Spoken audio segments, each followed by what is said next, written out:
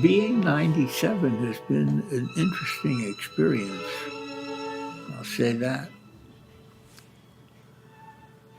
It's very difficult for people who have not reached a state of old age, whatever that is, very difficult for them to understand the psychology of it, what is going on in the person.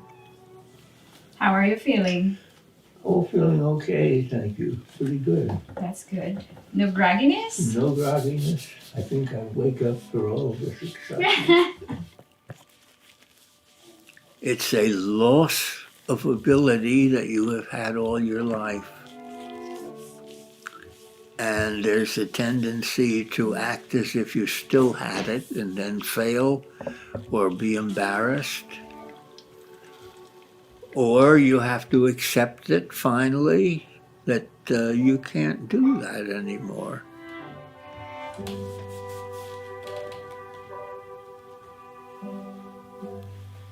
That's the rational thing to do. And it would be very nice if we just all did the rational thing to do, but we don't.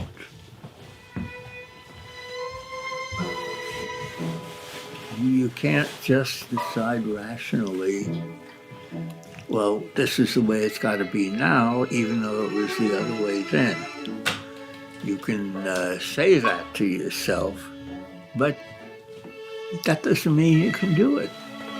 These are lifelong habits.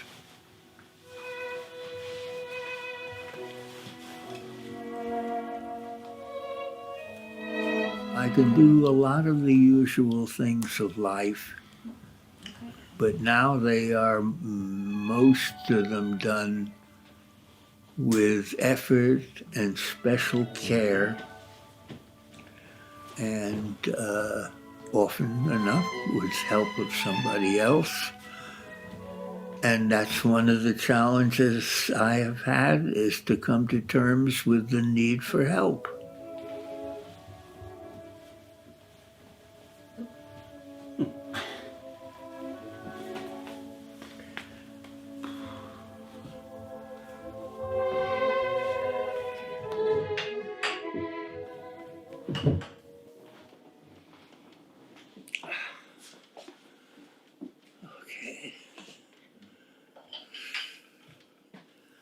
I was born in Brooklyn in 1921.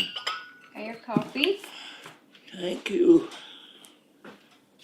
I am 97, which is a big surprise to me.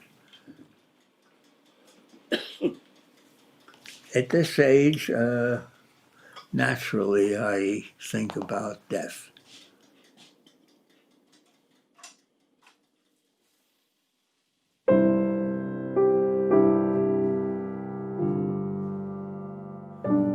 I taught philosophy in the University of California about 40 years, I guess.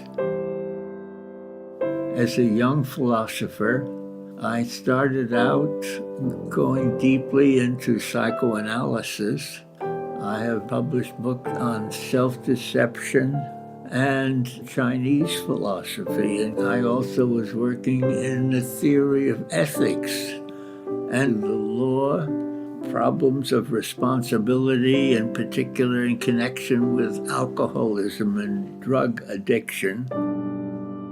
And I also wrote a book about death. And that was about 20 years ago.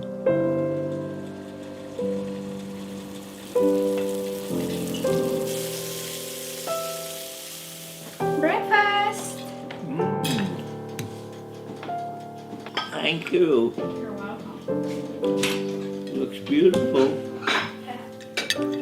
In the book about death, what I said was, in a nutshell, is there's no reason to be afraid or concerned or anything about death, because when you die, there's nothing. You're not going to suffer, you're not going to be unhappy, you're not going to, well, you are not going to be. Bacon is good. Mm-hmm. The bacon. It is good. I like this kind of, That's your favorite, right? yeah. It's good. I mean, at a certain point, there's nothing. So it's not rational to be afraid of death. I now think that is not a good statement. Because I think it's important to figure out why it is then that people are afraid of death. Why am I concerned about it? My argument was there's no good reason for it. My sense of realism tells me, well, no good reason or not, it is something that haunts me, the idea of dying soon.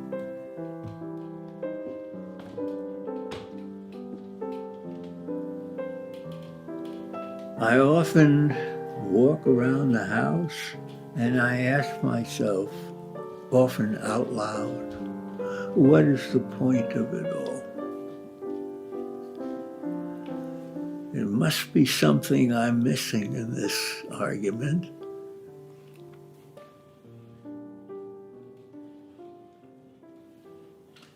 I wish I knew.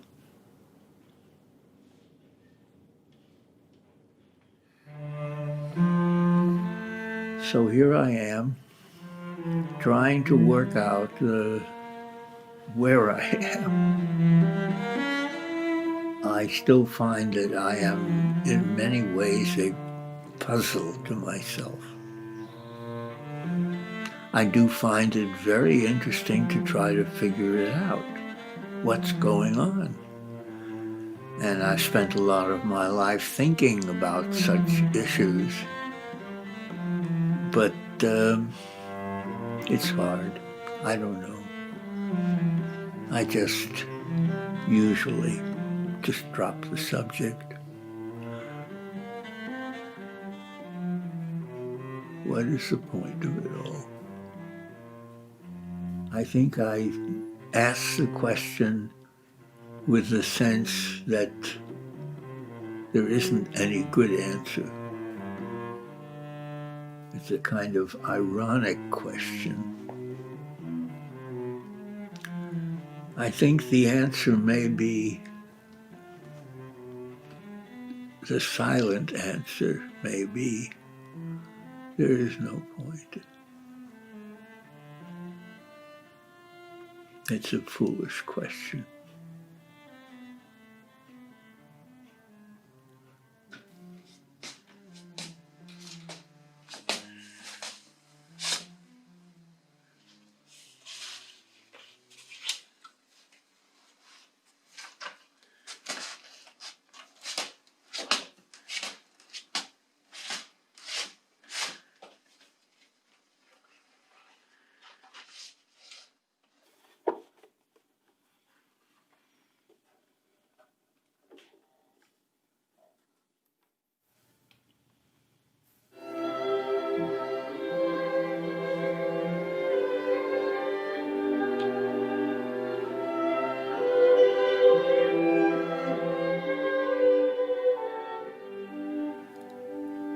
If I had to say something, I would say that loneliness and absence is the absolute part of my life. And that has to do with my wife. We were very close. We were married for probably around 70 years. And that is another dimension of this whole situation that I am preoccupied with at times. Because she's gone, and she has been for several years, and I feel that a part of me is gone.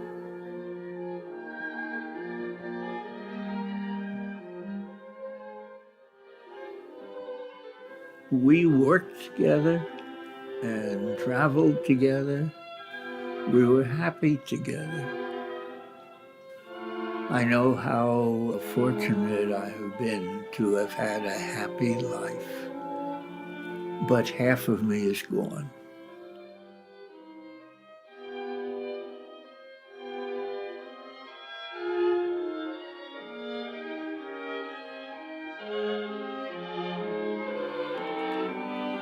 Her absence has been to me for a number of years now, has been a presence, an absence which was present to me. I don't know, call it emptiness. There's something missing. And of course, I realized right away that she is what's missing. That's a very lonely thing.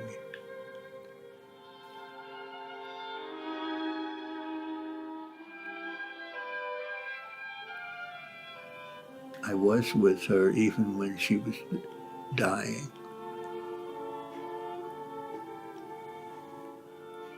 That was a difficult experience. At least we got to embrace at that time. That's something I used to listen to with Leslie right here.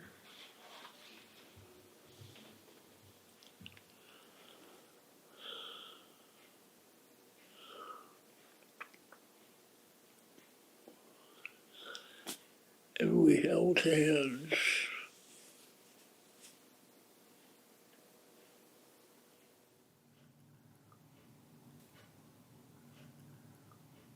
Death.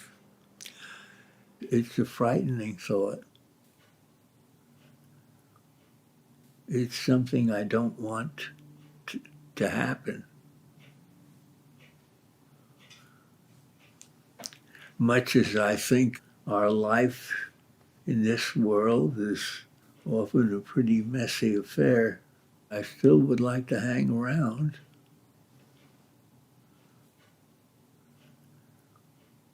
I don't know the basic reason why I should want to, or the basic reason why I should be afraid of it.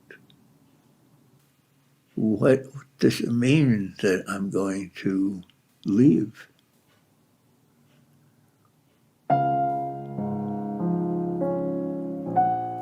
As I sit out now on my deck of the house, I look at the trees blowing a little in the breeze, and I've seen them innumerable times.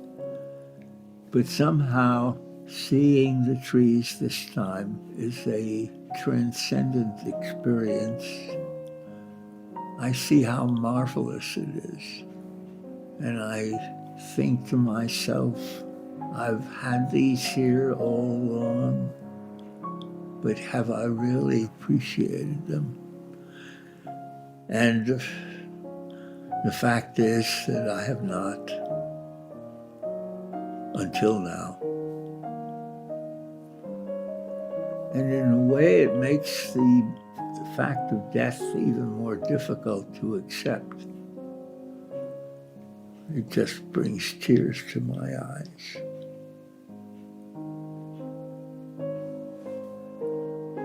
I've written books on a number of other topics, and in each case I felt that I had solved the problem. But this is not resolvable. It's not just a theoretical question for me, which so many things can be. It's the one thing that is central to my existence that I have tried to come to terms with and have failed.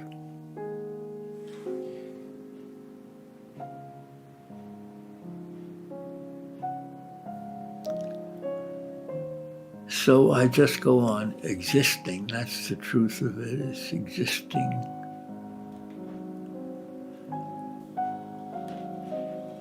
And and waiting.